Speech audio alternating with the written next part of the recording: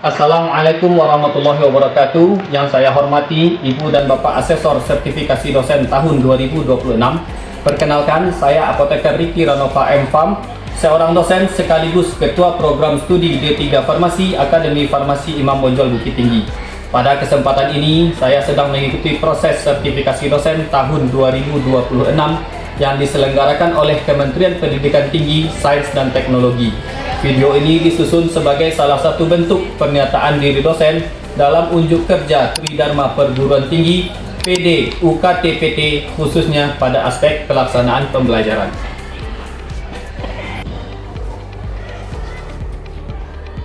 Pada kesempatan ini saya akan memaparkan salah satu mata kuliah yang saya ampu, yaitu mata kuliah Fitokimia dengan kode mata kuliah F4051. Sebagai dosen dan ketua program studi, saya meyakini bahwa pembelajaran di pendidikan vokasi harus mampu mengintegrasikan penguasaan konsep, keterampilan laboratorium, serta kemampuan berpikir kritis dalam menyelesaikan permasalahan nyata di dalam bidang kefarmasian. Oleh karena itu, proses pembelajaran yang saya laksanakan selalu diarahkan agar mahasiswa tidak hanya memahami teori, tetapi juga menerapkannya melalui pengalaman belajar yang bermakna. Mata kuliah Fitokimia merupakan mata kuliah wajib bagi mahasiswa semester 4 program studi D3 Farmasi Akademi Farmasi Imam Bonjol Bukit Tinggi dengan bobot 2 SKS yang terdiri dari 1 SKS teori dan 1 SKS praktikum. Selain membangun kompetensi teknis, mata kuliah ini juga dirancang untuk menumbuhkan wawasan mahasiswa mengenai besarnya potensi biodiversitas Indonesia, khususnya tanaman obat yang berasal dari Sumatera Barat, sebagai sumber senyawa bioaktif yang dapat dikembangkan menjadi kandidat obat maupun produk-produk kesehatan berbasis bahan alam. Capaian pembelajaran mata kuliah ini diarahkan agar mahasiswa mampu memahami prinsip dasar ekstraksi, kromatografi, destilasi, dan isolasi metabolit sekunder, serta memilih metode ekstraksi yang sesuai berdasarkan karakteristik bahan alam, menerapkan teknik ekstraksi dan pemisahan sesuai dengan prosedur operasional standar, serta melakukan pengujian mutu ekstrak melalui parameter spesifik, parameter non-spesifik, dan screening fitokimia dengan ketepatan analisis yang sesuai dengan capaian pembelajaran. Adapun capaian pembelajaran lulusan atau CPL pada mata kuliah fitokimia yaitu CPL 2 menguasai konsep teoritis bidang farmasi untuk digunakan dalam praktek kefarmasian. CPL 4 mampu melakukan pengumpulan data, pengolahan data, dan menyusun laporan kasus dan atau laporan kerja sesuai dengan ruang lingkup kerjanya. CPL 5 mampu menyelesaikan pekerjaan dan bertanggung jawab atas hasilnya secara mandiri serta mengembangkan kompetensi diri melalui pembelajaran sepanjang hayat. CPL 8 mampu melakukan pekerjaan produksi sediaan farmasi, obat dan obat bahan alam yang meliputi menimbang, mencampur, mencetak, menguji kualitas, mengemas, dan menyimpan mengacu pada cara pembuatan obat dan obat bahan alam CPOB dan CPOTB yang baik sesuai dengan aspek legal yang berlaku. Selanjutnya, capaian pembelajaran mata kuliah CPMK yaitu CPMK 1. Mahasiswa D3 Farmasi mampu menjelaskan prinsip dasar teknik ekstraksi, kromatografi, destilasi, dan isolasi senyawa metabolit sekunder melalui pembelajaran teori dan diskusi kelas. CPMK 2, mahasiswa D3 Farmasi mampu memilih teknik ekstraksi yang tepat untuk bahan alam berdasarkan karakteristik senyawa aktif melalui analisis studi kasus dan praktikum fitokimia sesuai SOP laboratorium. CPMK 3, mahasiswa D3 Farmasi mampu menerapkan teknik ekstraksi, destilasi, dan isolasi simplisia dalam kegiatan praktikum fitokimia. CPMK 4, mahasiswa D3 Farmasi mampu melakukan pengujian mutu ekstrak, termasuk parameter spesifik dan non-spesifik, dan screening fitokimia menggunakan prosedur baku. Pelaksanaan pembelajaran pada mata kuliah fitokimia dilaksanakan selama 16 kali pertemuan. Pertemuan pertama hingga ke-7 difokuskan pada penyampaian konsep-konsep dasar dan penguatan pemahaman teori. Pada pertemuan ke-8 dilaksanakan ujian tengah semester sebagai evaluasi pencapaian pembelajaran tahap pertama. Selanjutnya pertemuan ke-9 hingga ke-15 dimanfaatkan untuk pendalaman materi melalui berbagai aktivitas pembelajaran yang lebih aplikatif. sedangkan ujian akhir semester dilaksanakan pada pertemuan ke-16 sebagai bentuk evaluasi akhir terhadap pencapaian kompetensi mahasiswa. Dalam proses pembelajaran, saya menerapkan pendekatan student-centered learning dengan mengkombinasikan berbagai metode seperti pembelajaran interaktif, diskusi kelompok, studi kasus, presentasi, dan praktikum laboratorium. Pendekatan ini dirancang agar mahasiswa tidak hanya menerima informasi secara pasif, tetapi juga berperan aktif dalam membangun pengetahuan melalui proses eksplorasi, diskusi, dan pemecahan masalah. Mahasiswa didorong untuk mencari dan mengkaji sumber-sumber ilmiah, menganalisis berbagai kasus yang berkaitan dengan fitokimia, serta menyusun solusi berdasarkan data penelitian dan literatur ilmiah terkini. Untuk mendukung efektivitas pembelajaran, saya memanfaatkan berbagai media pembelajaran, antara lain video pembelajaran, multimedia interaktif, serta e-learning management system (LMS) menggunakan aplikasi Edlink sebagai sarana penyampaian materi, diskusi, penugasan, dan evaluasi. Materi perkuliahan diunggah ke LMS sebelum kegiatan tatap muka, sehingga mahasiswa memiliki kesempatan untuk mempelajarinya terlebih dahulu. Dengan demikian, waktu perkuliahan di kelas dapat dimanfaatkan secara optimal untuk kegiatan yang bersifat aktif seperti diskusi, analisis kasus, demonstrasi, dan penyelesaian permasalahan secara kolaboratif. Evaluasi pembelajaran dilaksanakan secara berkelanjutan dengan menggunakan berbagai instrumen penilaian, meliputi keaktifan mahasiswa, tugas individu dan kelompok, pelaksanaan praktikum beserta laporan praktikum, kuis, ujian tengah semester, dan ujian akhir semester. Seluruh proses penilaian mengacu pada rubrik yang disusun berdasarkan capaian pembelajaran mata kuliah, sehingga aspek pengetahuan, keterampilan, dan sikap mahasiswa dapat diukur secara objektif, transparan, dan komprehensif. Melalui proses pembelajaran ini, saya berharap mata kuliah fitokimia tidak hanya menghasilkan lulusan yang memahami konsep tentang analisis senyawa bahan alam, tetapi juga memiliki keterampilan dan kemampuan berpikir kritis, kemampuan analisis, serta integritas dalam melakukan penelitian. Lebih dari itu, saya berharap mahasiswa memiliki kepedulian terhadap potensi keanekaragaman hayati Indonesia dan mampu melihat bahwa penelitian bahan alam merupakan salah satu peluang strategis dalam mendukung pengembangan obat, kosmetik, dan produk kesehatan berbasis sumber daya alam lokal, sehingga dapat berkontribusi terhadap kemandirian bangsa di bidang kesehatan. Demikian pemaparan saya mengenai pelaksanaan pembelajaran pada mata kuliah fitokimia di program studi D3 Farmasi Akademi Farmasi Imam Bonjol Bukit Tinggi. Selanjutnya saya akan menampilkan cuplikan proses pembelajaran yang saya laksanakan bersama mahasiswa di kelas. Terima kasih atas perhatian Bapak dan Ibu. Wassalamualaikum warahmatullahi wabarakatuh. Baik, bismillah. Assalamualaikum warahmatullahi wabarakatuh. Waalaikumsalam warahmatullahi wabarakatuh. Baik, apa kabar mahasiswa semuanya? Masih semangat ya?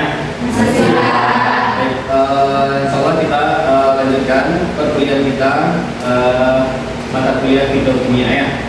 Sebelumnya saya akan absensi dulu. Anda Sarila, Aisyah Putri, Alia, Indri Melani. Baik, terus selanjutnya kita akan masuk pada materi kita selanjutnya tentang kromatografi lapis tipis. Nah, sebelumnya kita sudah belajar ya di fitokimia. Kita sudah belajar tentang bagaimana tanaman-tanaman ini menghasilkan senyawa-senyawa yang bisa kita manfaatkan sebagai sumber senyawa-senyawa obatnya. Kemudian kita juga di praktikum kita juga sudah mencobakan beberapa teknik-teknik ekstraksi dari senyawa-senyawa seperti hesperidin, itu ya, kemudian marmostin dan seterusnya. Ekstraksi adalah proses bagaimana caranya kita memisahkan senyawa-senyawa dari sebuah bahan alam, misalnya tumbuhan obat, itu dengan menggunakan bantuan pelarut. Ya, kemarin kita juga sudah bahas tentang jenis-jenis pelarut, tentang kepolaran pelarut. Ada pelarut yang polar, ada pelarut non polar. Masih ingat? Apa contoh pelarut polar? Air, etanol, metanol. Oke. Kemudian apa contoh pelarut non polar? Heksan, kloroform, toluene dan seterusnya. Toluene kita jarang pakai ya. Oke, nah itu tentang ekstraksi. Nah, dari ekstrak, kemudian ini kita dapatkan banyak jenis senyawa-senyawa dalamnya. Kemudian kita masuk pada tahapan pemisahan. Kemudian setelah pemisahan kita murnikan sehingga kita dapatkan senyawa-senyawa seperti itu ya. Nah, tahapan selanjutnya dalam pemeriksaan senyawa-senyawa ini yang kita butuhkan adalah analisis. Bagaimana sih kita tahu senyawa yang kita ekstrak ini senyawanya apa? Misal, contoh ketika kita praktikum, kita mengekstraksi senyawa hesperidin dari bahan apa? Dari kulit jeruk. Dari kulit jeruk kita mengekstrak senyawa hesperidin, bisa. Kemudian bagaimana caranya kita tahu senyawa yang kita hasil ekstraksi itulah senyawanya hesperidin? Atau misalnya bagaimana caranya kita tahu senyawa yang kita ekstrak ini dia adalah senyawa mangostin? Atau bagaimana caranya kita tahu ekstrak ini berapa sih jumlah senyawa, profil senyawanya seperti apa? Apakah dia mengandung alkaloid, apakah dia mengandung flavonoid dan seterusnya. Nah, untuk itulah metode yang paling gampang yang bisa kita lakukan itulah metodenya adalah KLT namanya, atau kita kenal dengan kromatografi lapis labis. Ini yang menjadi pembahasan kita sekarang. Nah, kita masuk tentang pengertian kromatografi. Kromatografi apa sih yang disebut dengan kromatografi? Nah, secara umumnya kromatografi ini berasal dari kata kroma dan graf. Artinya kroma ini artinya warna dan graf ini rekaman. Ini secara bahasanya. Tetapi secara pengertian lengkapnya, kromatografi adalah metode pemisahan campuran menjadi komponen penyusun berdasarkan perbedaan interaksinya terhadap dua fase. Ini konsep prinsip dasarnya dari KLT. Dia itu ada dua fase, yaitu fase diam, kemudian ada fase gerak. Nah, jadi kata kuncinya dari kromatografi adalah dia adalah pemisahan, kemudian ada dua fase. Kita lihat dulu. Misal kita punya ekstrak A, B, C, dan D misal. Nah, ketika kita lakukan kromatografi, maka dia ini akan terpisah-pisah. Terpisah-pisah, misalnya ekstrak A ini terpisah menjadi dua warna seperti ini. Kemudian ekstrak B ada satu warna, ekstrak C ada satu warna, ekstrak D ada 4 warna. Dan masing-masingnya memberikan pola yang berbeda-beda. Pola yang berbeda-beda. Nah, ini artinya apa? Pada proses kromatografi ini terjadi terpisah dia dari awalnya senyawanya yang bercampur. Kemudian ketika sudah kita lakukan KLT, senyawanya terpisah-pisah menjadi pola-pola yang berbeda. Nah, dia ada dua fase nanti pada kromatografi, yaitu fase diam dan ada fase gerak. Nah, kita lihat masing-masingnya.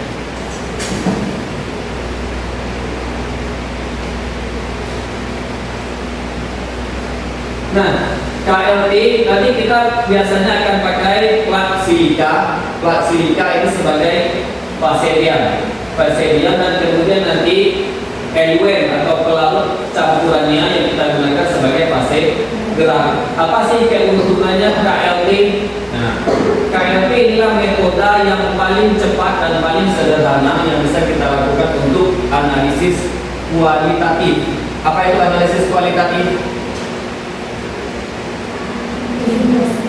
Untuk identifikasi jenis senyawa. Analisis ada dua, ada analisis kualitatif, ada analisis kuantitatif. Analisis kualitatif berarti identifikasi jenis senyawanya. Kalau kuantitatif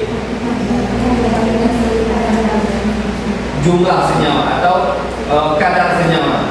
Nah, kita lihat pada plat KLT dia ada dua fase. Kenal dia ada dua fase, ada fase diam, ada fase gerak. Fase diam dan fase gerak.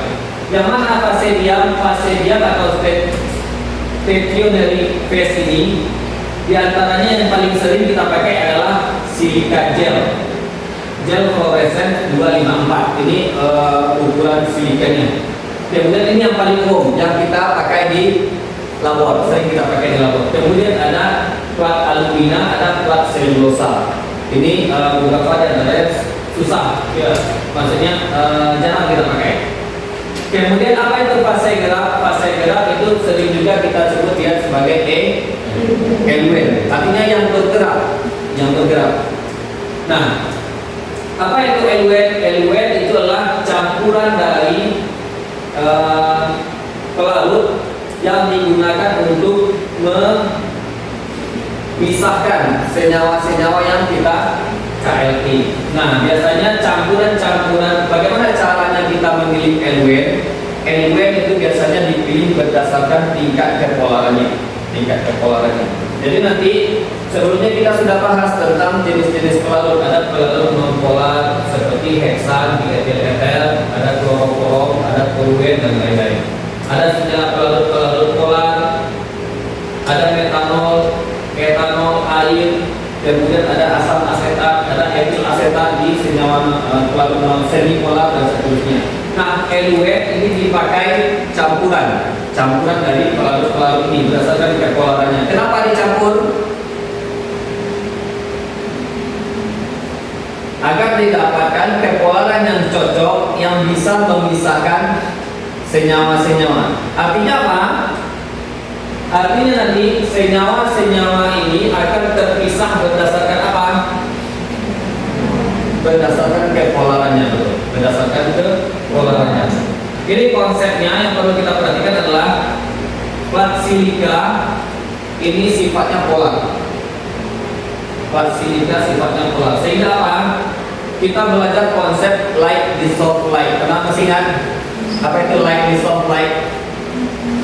Senyawa-senyawa polar dia cenderung akan terikat dengan pelarut-pelarut polar. Pelarut dengan pelarut-pelarut polar.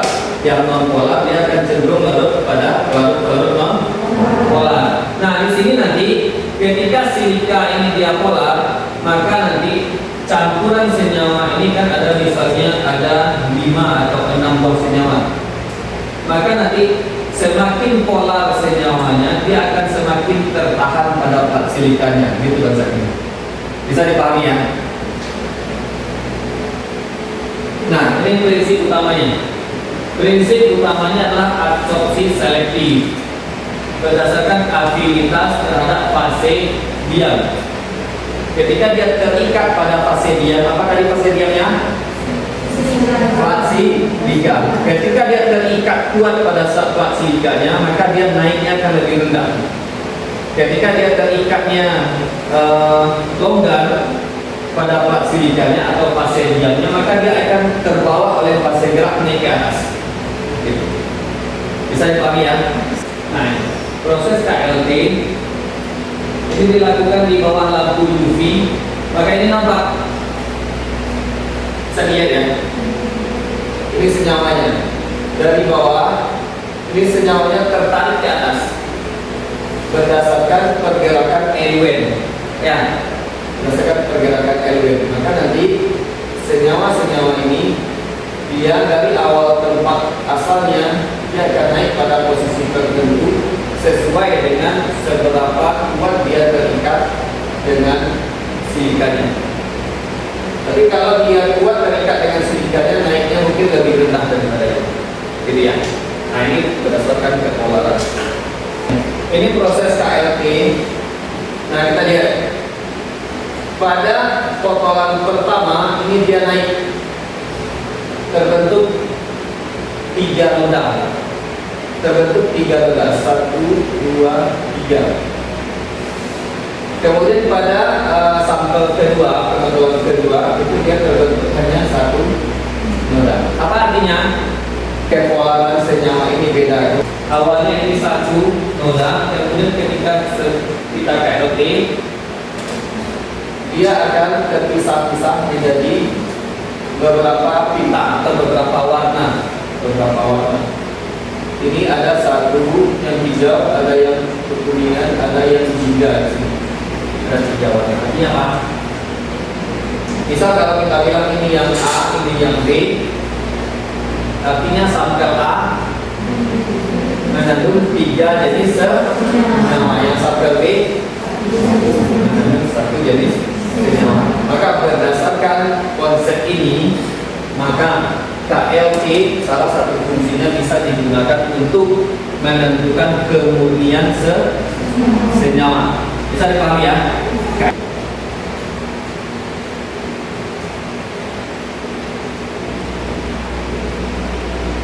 Nah,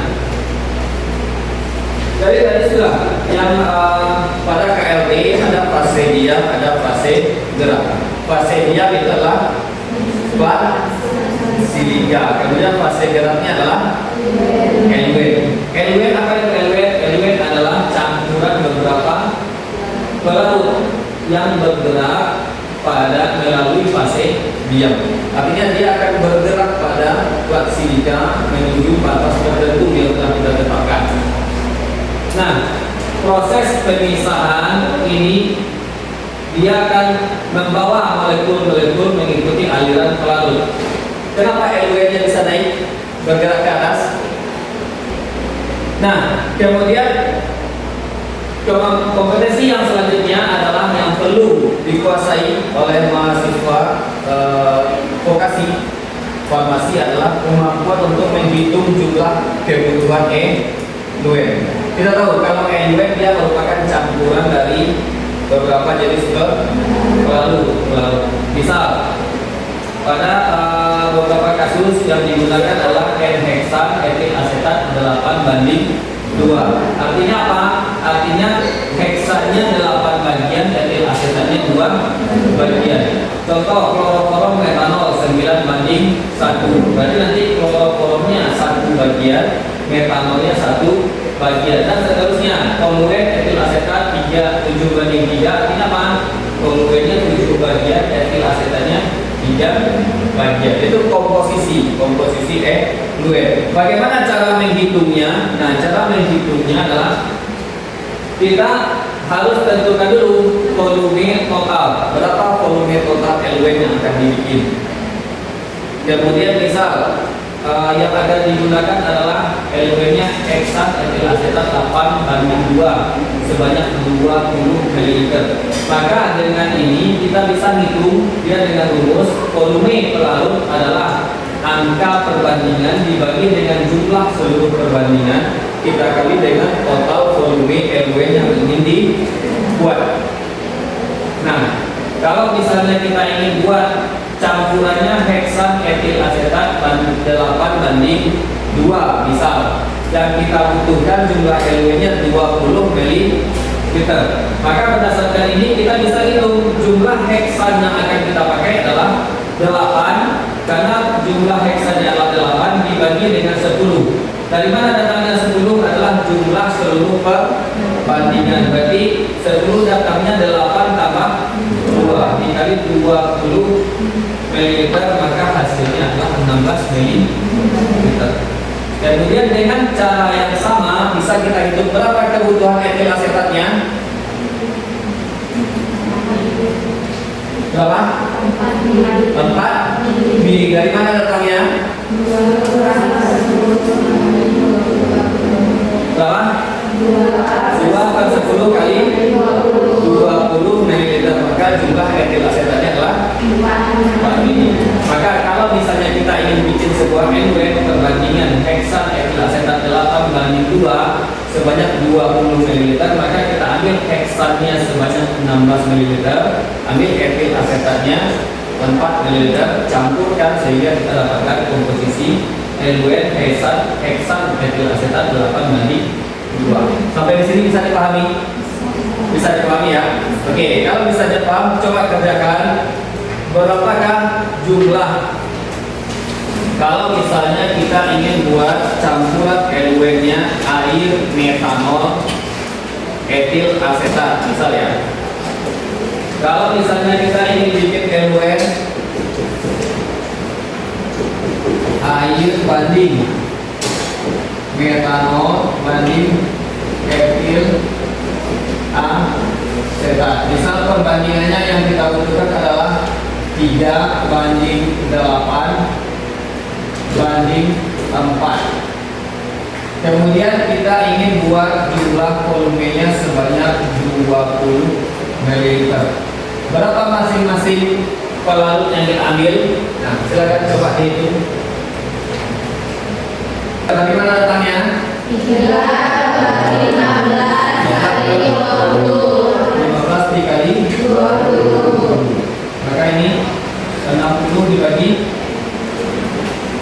15, dapatnya adalah 4 ml. Oke, betul ya. Berapa jumlah metanol yang dibutuhkan?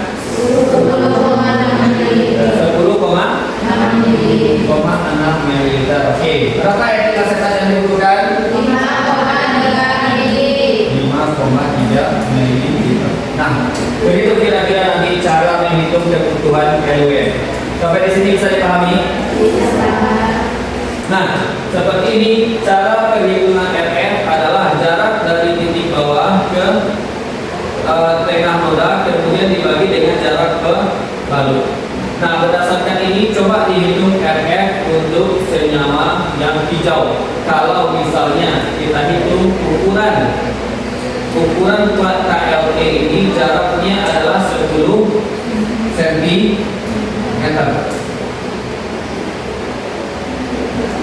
Oke, kemudian biasanya kita akan buat batas bawah 1 cm dan batas bawah dalam bahasa 1 cm. 1 cm. Kemudian kalau kita hitung jarak dari titik penokolan ke nodanya, ini misal kita anggap jaraknya adalah 5 cm. Nah, berapakah RF-nya untuk senyawa ini? Berapa? 0,6. Dari mana dapatnya? 5 dibagi 8. Dari mana datangnya 8? 10 panjang plat dikurangi 1 batas bawah dikurangi 1 batas atas. Maka jarak tempuh LW ini adalah dari garis ini sampai ke sini. Maka ini jaraknya adalah 8 cm. Maka hitungan RF-nya adalah 5/8. Maka RF-nya adalah 0,6. RF dia tidak punya satuan. Sampai di sini bisa dipahami? Bisa ya.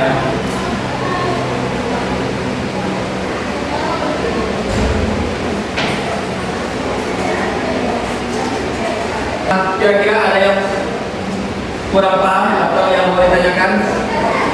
Ya, silakan. Itu kan airnya 3 metanolnya sampai air 3 bagi metanol 8. Gimana cara kita menentukan air yang 3 metanolnya 8 Pak? Kalau LWN, kenapa kita tetapkan LWN-nya ini bukan yang ini gitu ya?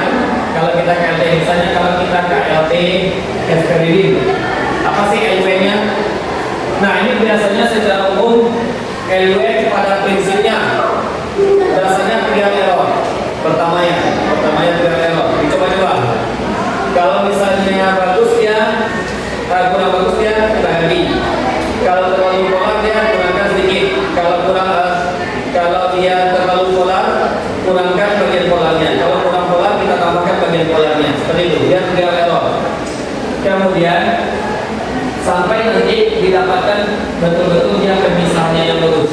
Maka nanti akan ada dia datanya masing-masing senyawa itu dia punya LWN idealnya. Jadi itu yang kita pakai. Nah, oke, ada lagi pertanyaan? Mari kita lagi ke pertemuan selanjutnya.